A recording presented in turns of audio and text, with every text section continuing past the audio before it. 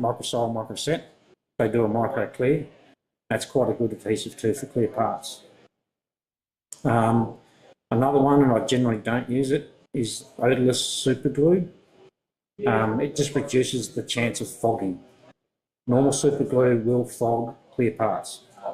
Or a very high chance you'll fog the clear parts.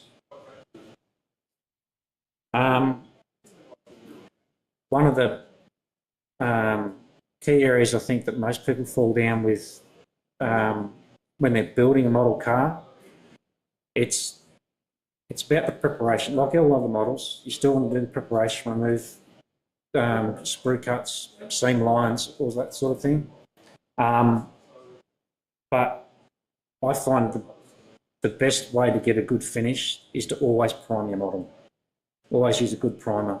The Tamiya rattle can primer is quite a good primer, and it's always best to smooth out that finish as well, because you always get graininess within the paint, dust as well, and the other thing that will show up quite a bit is what they call orange peel. I don't know if a lot of you know about orange peel, so it looks like the surface of an orange, and you want to smooth that out.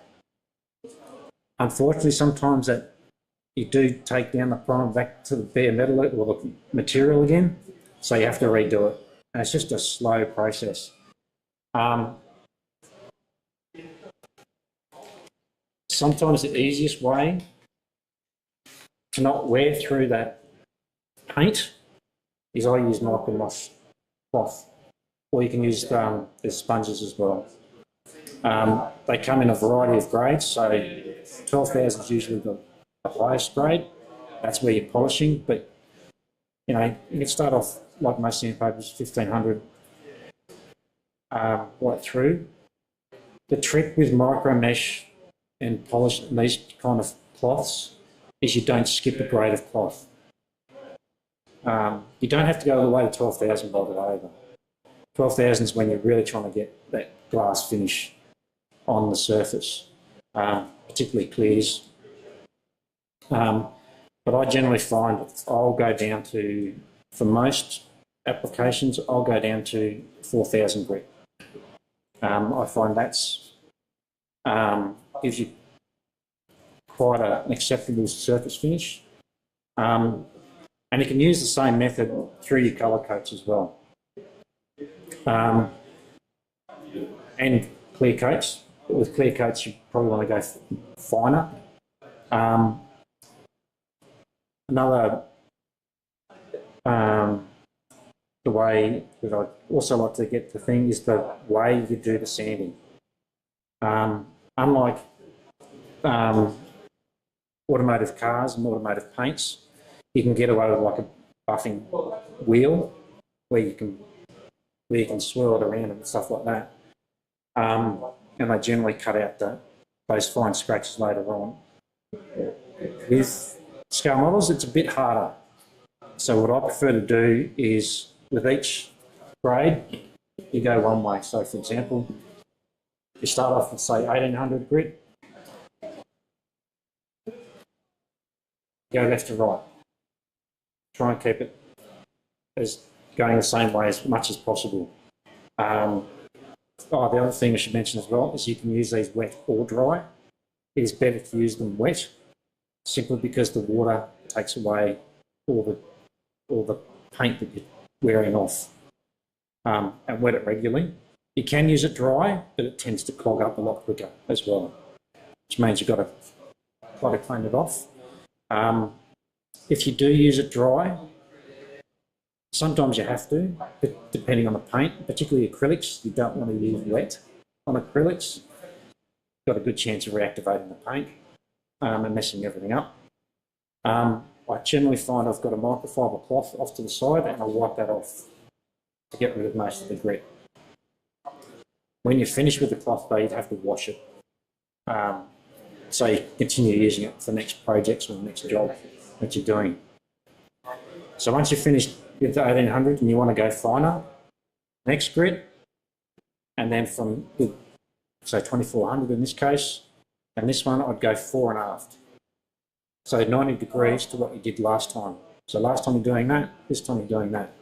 By doing that, when you're doing it that way, you're still putting fine scratches in the surface or the paint.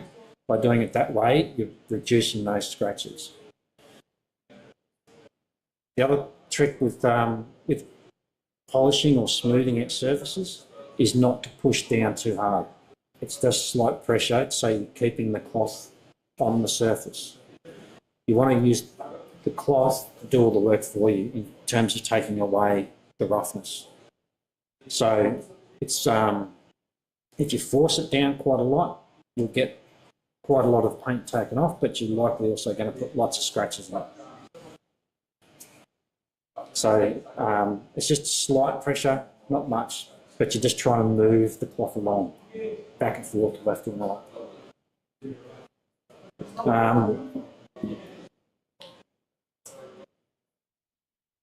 Any questions?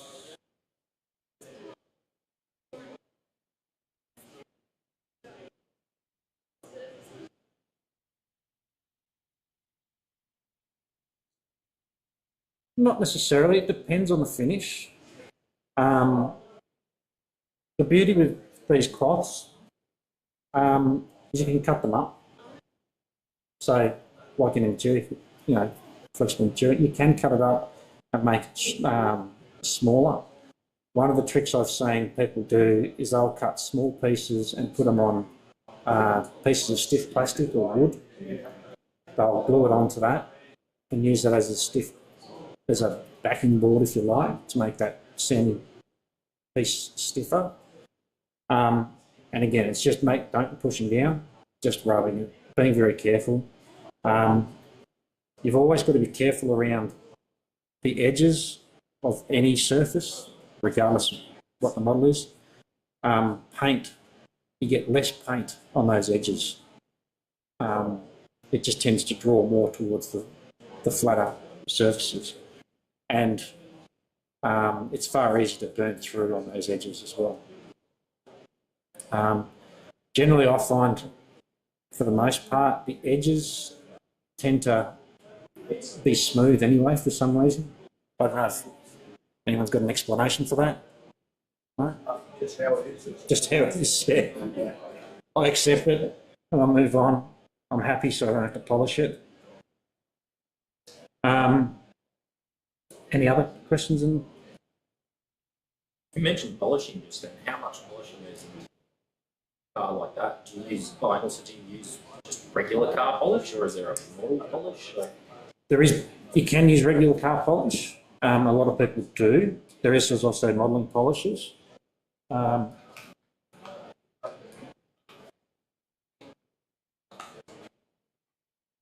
So one I use is the Tamiya polishing compounds. So there's 3, essentially. So you've got the coarse, the fine, and the finish. So you'd always, depending on how much polishing is required in the surface, how much texture's in it, and you want to smooth it out, most of the time you start off with the coarse. Again, you want to use the polish compound to take away the imperfections. You don't want to force it down. They also come with their own, and these are colour coded. So the pink for the red, blue for the blue, white for the white. The reason for that is you don't want to start using your coarse compound, polish it, and then use the same cloth with the fine or the finish. Because you likelihood you still have some grit in there, and you're going to get not going to get the effect you want. The other ones that I've seen people use is the General Maguire's, is quite a popular polishing compound. Another finishing compound a lot of people use is waxes. So this is a particular wax from a company in the UK. It is actually a car polishing wax. They've just put it in their own branding, essentially. They smell nice too, generally. surprisingly. But that's your sort of your final finish when you want to get that nice glossy finish. And if you're putting your models out in the weather, it beads off.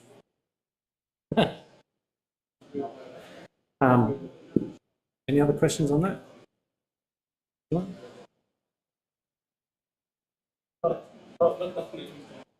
Okay. Another one that came up, and I was speaking to Jody earlier, was clear parts. A lot of people have their issues, but would like to know how to get smoother finishes on, particularly on windscreens. I don't think that one's particularly great, or it might be. But one of the nice little nifty products, again from the automotive world, is Novus 321. Similar to the Tamiya, but this is specifically designed by Novus for plastic parts. And that's the beauty of it. And it is absolutely fantastic for getting scratches out of windscreens. Again, depending on the scratch you've actually got in the surface as to whether you start with this or you use polishing cloths to start with. If it's a particularly deep scratch or nasty scratches, you're probably better off starting with the micro mesh. These ones, when you're doing the plastic, you're probably better off doing it as a wet sand. So using plenty of water throughout. And again, same method. Only go in one direction, don't swirl. If you swirl it, you're going to get more problems than what you're trying to fix. Generally with those ones, I probably wouldn't start with a too lower grade. I'd probably start with a 2400 or something like that. And all you're trying to do, and it's a matter of checking the surface every time you make a few moves, check it. Is it reducing? Is it to the point where it's pretty much disappeared? Particularly that initial scratch, whatever you're trying to get out that first time round. You just want to get that so it's not visible anymore. Sometimes the best way to do that is just use the light. I've got a good light, and you're playing with the light to try and see if that imperfection is still there. So if you move the surface, you will see when you look across it if the imperfection is still there. Just make sure you've got a good light. And that's the same for any paint or any surface. You will pick up imperfections by playing with the light and moving the object around. Even going right down to when you're polishing these out, again, yeah, left to right and then fore and aft for the next grade. Even when you get down to the 12,000, you won't have a perfect finish there. And that's where the 321, the Novus 321 comes into it. With these, I do the same method again, fore and aft or left to right, one or the other, but don't swirl. Start off with the number 3, and this generally, I find, really takes scratches out quite quickly. It doesn't take a lot of time, a lot of effort, but it is quite quick. The other trick with these is using the right kind of cloth as well. So Novus, God bless them, have their own, it's a lint-free cloth. Same as the Tamiya polishing compounds, make sure you don't use the same cloth for all 3. Use it for only the one compound in one time. So fresh cloth when you're moving down from 3 to 2, new cloth for 2 to 1. These will generally, the last Novus, the one, they call it clean shine. Sometimes I don't use it. It's probably because I'm lazy. And I don't see a lot of difference between after I've done the 2. But that comes in personal taste as well. don't use waxes on the windows, you'll definitely fog it up. Or it will fog up over time. Yeah.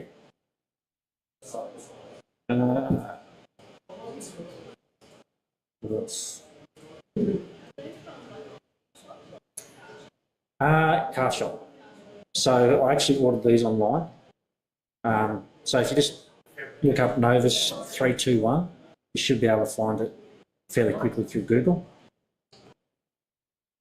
How do you take care of the seam line of the rubber tyres?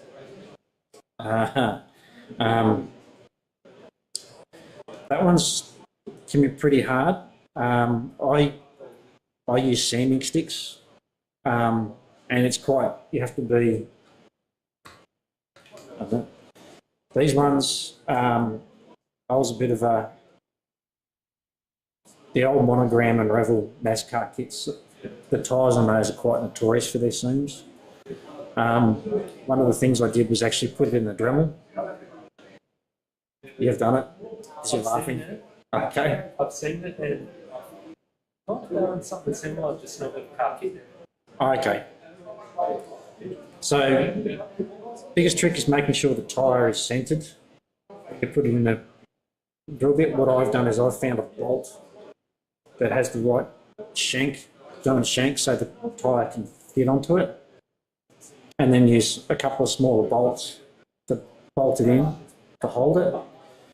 And then lightly, slowly spinning it. You don't want to do too fast. Otherwise it'll do what we call graining. So you'll see lots of rubber coming off. And I use a fairly coarse, like 180 grit sandpaper or a sanding stick, and just run that down. Probably I wouldn't go much beyond 180 or 240 when I'm sanding it down. I don't find much benefit in going lower than that. If it's a really bad seam, you can probably go 80 grit. It's pretty harsh. But again, yeah, you step down on the grades to get the right sort of finish you're looking for.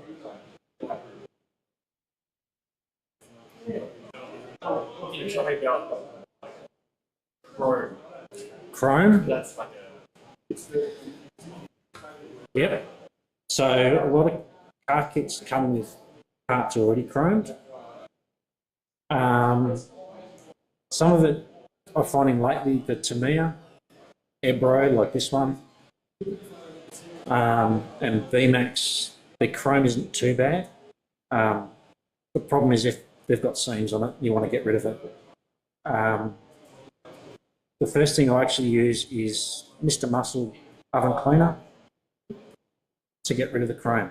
Now, like any other, like these, they're quite toxic, noxious. So wear a mask, gloves when you're doing it, put it in a container. With Mr. Muscle, what I like about that is it takes the chrome and the clear coat underneath off.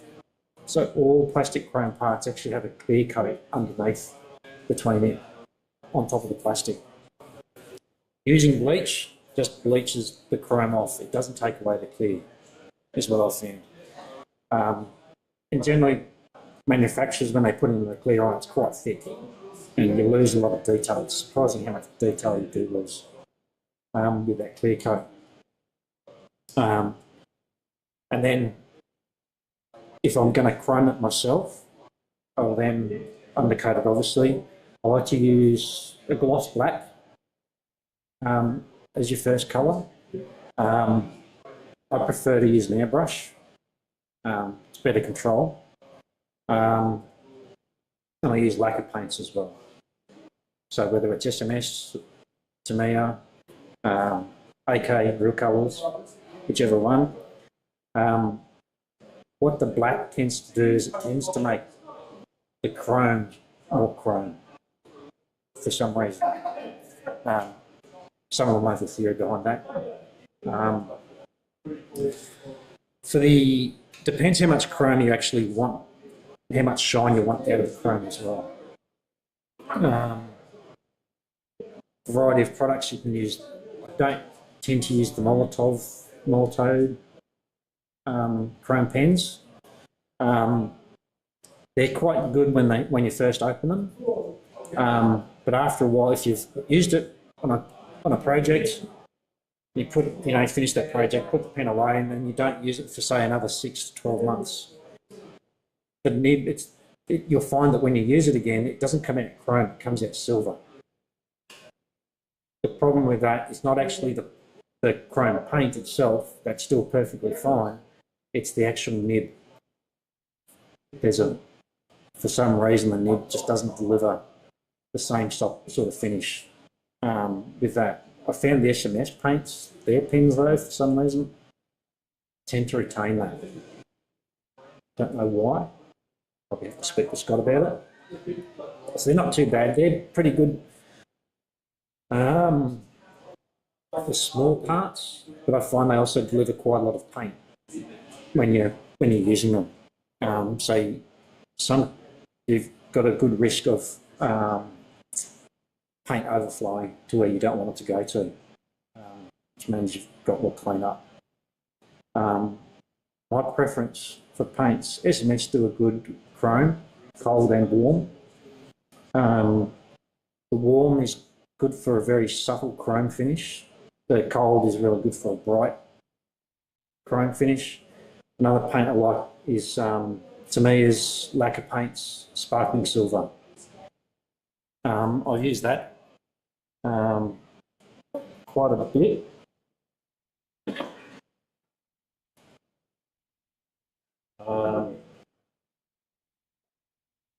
That one's an example.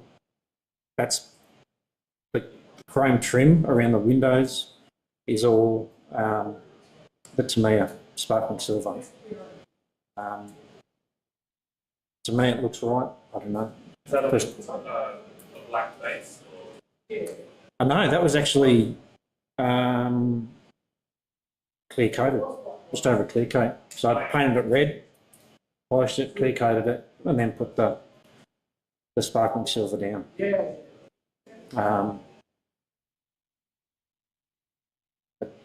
Pretty sure I didn't clear coat over that.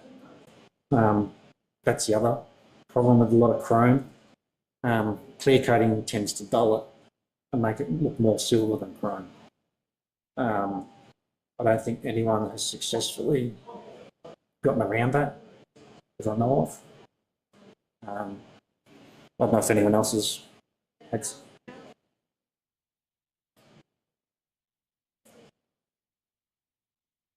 Oh, yep. Yeah, so. Yep. Oh, yeah, that's an acrylic clear coat, isn't it?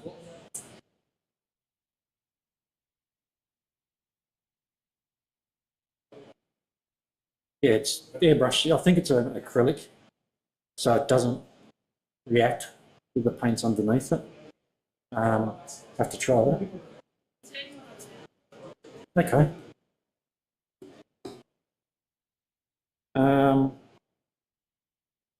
Other than that, if you want to get good chrome, you can always get polished aluminium. Like the rims on this. That's just aluminium parts and photo etch. Not a lot of effort there. Have you used the zero paints, gravity paints and such? Yeah, well, I have used zero paints. I've actually got a couple here.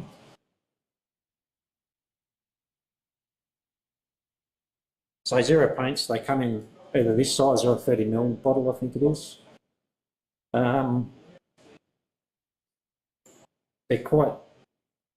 They're very well colour matched because they're obviously an automotive paint.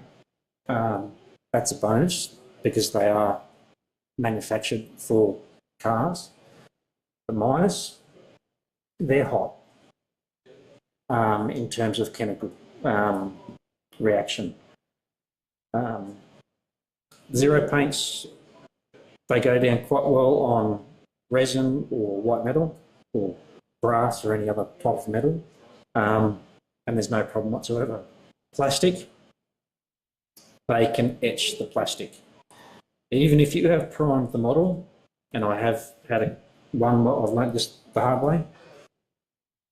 I primed a 1/24 scale model, got a nice smooth priming finish, put down a few mist coats of zero paints, and then put a wet coat down. Left it overnight to dry, came back the next day and actually found the paint had reactivated all the seam lines in the plastic.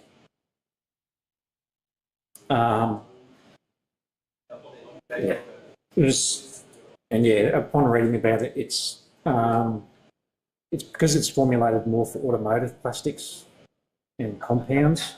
It can be quite hot on model plastics, if you like. They're a bit softer. They're not as hardy, I guess, as like automotive vehicle parts.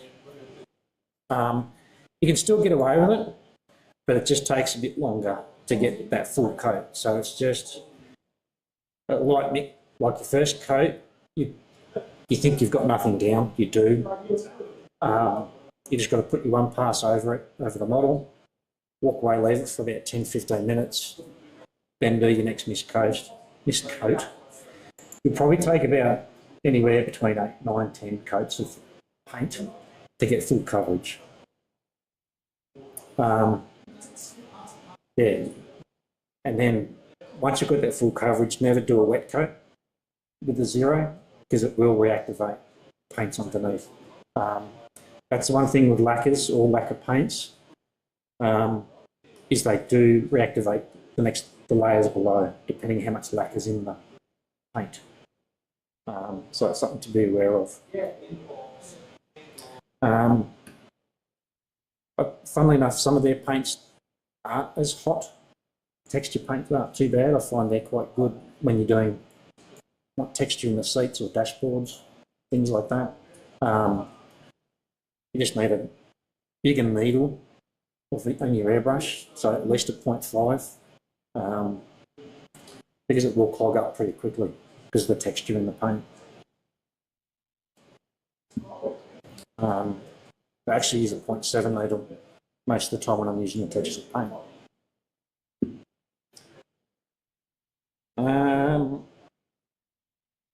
What else?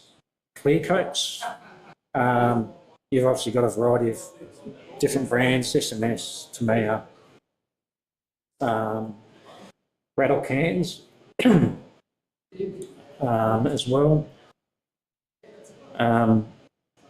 Again, and you've also got two-pack, or two-part paint, clear, urethane clears, I think they call them. I'll get into them last. Most of the clear paints I found are pretty good. SMS Super Clear is quite good paint.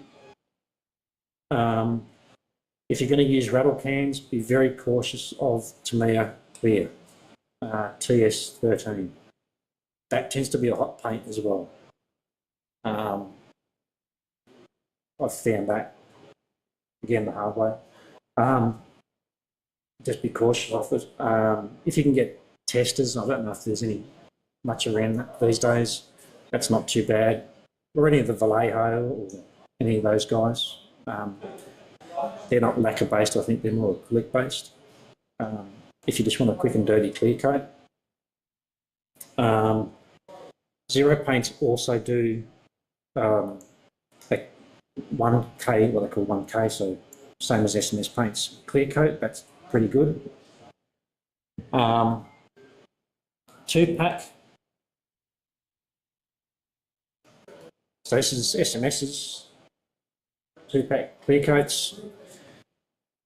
So these ones are generally, it's two parts to make the clear coat. Part A and a part B.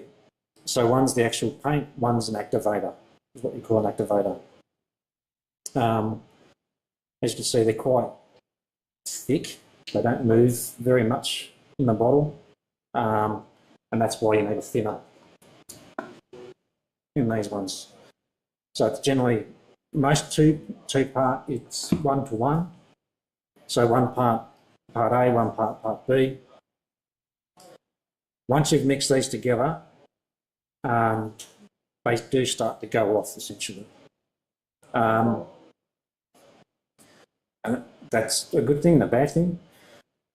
The good thing is when they've hardened on your model, preferably, it's quite a tough coat. If you get orange peel in it, it does take a while to get out the orange peel. The bad part is, as soon as you've finished using it, clean your airbrush. Otherwise, it's going to be solid. And I don't think there's anything you can do for love or money that's going to make that come back again. The other thing with two-part paints is they're quite toxic when they're mixed. So essentially, cover your skin, full face mask with filters. Don't make sure none of your pets are around or anything like that. Yeah, and eye protection. The other one is eye protection.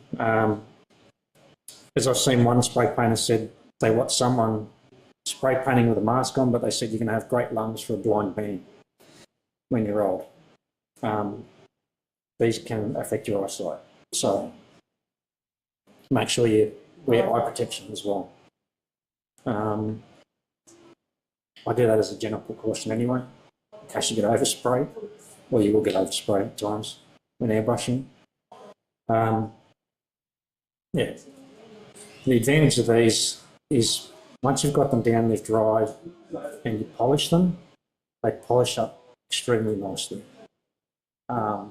Again, you can use the micro mesh, or you can use polishing compounds, not that one, but to me, polishing compounds. And they come up ultra shiny, showroom type finish, if that's the finish you want. I suppose that's, like other model, like any other genre of model, it comes down to what sort of finish you want in the model. Is it a showroom or is it just an everyday type look? You will find generally, for me, I like doing race cars. Most race cars in their day aren't very shiny at all. They're not really polished. Even by today's standards, they don't polish them. They'll give them a wash and a wipe down, and that's really about it. When you do see highly polished cars these days, it's generally for showroom. And, for car shows and things like that. What else? Anything else from the cover?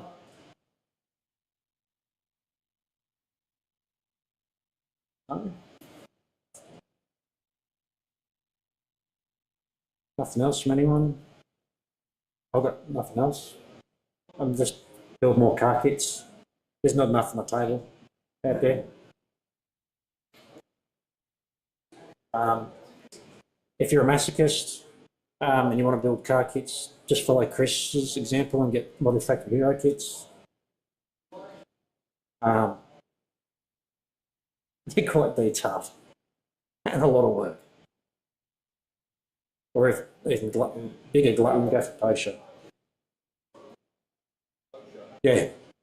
Oh, you had a question earlier about if you've never done a car kit before and you want to start off, my best recommendation, get a Tamiya kit. They go together so well, and they're very well engineered. Unless you've got punishment. Yeah, any Tamiya kit from the last 10, 15 years, I think they're all good, regardless of genre. Whether it's a racing car or a street car, they're all quite good and very well engineered.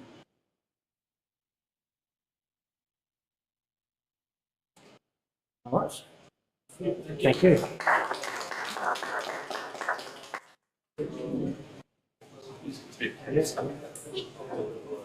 Do you make do aerials for yours as well, or they don't come with Sometimes. aerials, do they? Oh, pick them up. Some do, some don't. Oh, okay. So this one, it's photo etch, Oh, right. so Yeah. it comes with it. I've seen others, they use, for an aerial, they've just used the bristle off a broom. Oh, okay. A fine bristle, Yeah. or fine vinyl. Anything vinyl that's stiff. They're easy to put on. Problem with photo etch, it's flat. Yeah, because they're meant to bend. And they're round as usually as well. Other things you can use, if it's a silver aerial, you can use a bit of wire. Aluminium, fine wire, you find in hobby shops generally. And there's, I left a whole lot of shit in the car, unfortunately. Lots of accessories for cars as well. So you can get windscreen wipers, aerials, fuel filler, photo etch fuel fillers, wheel nuts. I don't think we've known any of those. Brake discs, all that sort of stuff. Just trying to, I don't think any of these got a brake disc on them. No. For this one, wire wheels already made. Oh, okay. Yeah. Why, are those 3D printed or? No, they're actually two aluminium halves, Oh, photo etch, with Yeah, a I get that. spacer in the very middle, so you put a through it, spacer jammed together. yeah, I've come across that once before. It was a motorbike kit. Yeah, for 143 scale BBR, used to produce quite a lot of them. I think they still do, even though they're more into resin cast, resin cast. It's these days, like the kits. Unfortunately. So I made some nice kits. That's a BBR kit. It's quite fun. What car's that? Ferrari 550. Oh, Ferrari, okay. So David Brabham and Alan Simonson raced it, or won, Bahrain International, so GT race, 20 years ago. Yeah, they were one of the cars to beat in the day. Have you tried airbrushing the Molotov as well, rather than the pens? Because I do that a lot. For I have seen people do it, Yeah. and they've been pretty good. I tend to find, to me, a sparkling silver. I find It's your favourite. it is my favourite. It's shiny, but it's not too shiny. Oh, okay, yeah. What? Nothing, I'm here, I'm great advice. Shiny. Shiny bits. Too big for you, mate. What are you doing in this car? Come on, go back to your normal car. So yeah, those rims are just sparkling silver. I don't know what gold I use, but all the chrome I repainted. Chrome's not chrome and And I enjoyed it. I was No, they didn't. That's what I call aluminium. yeah, no. Yes, size chrome. Scale, force, perspective. That's what they told me in pavement spread. But this one, yeah, because the only thing I didn't do was just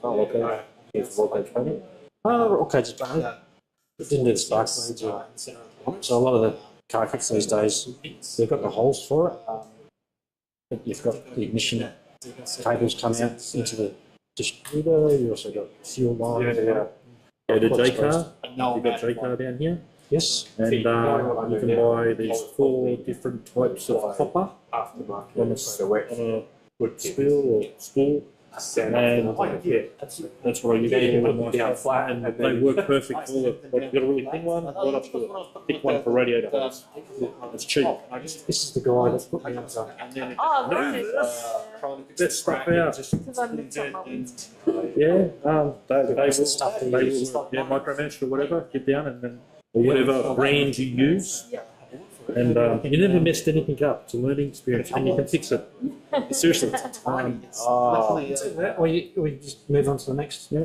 What kind of car, what's it off, the windscreen off what? It's a Subaru WRX. Okay. Rally car? Well, you know what? Did you see the rally car with the lights on out there? Yes. That's mine.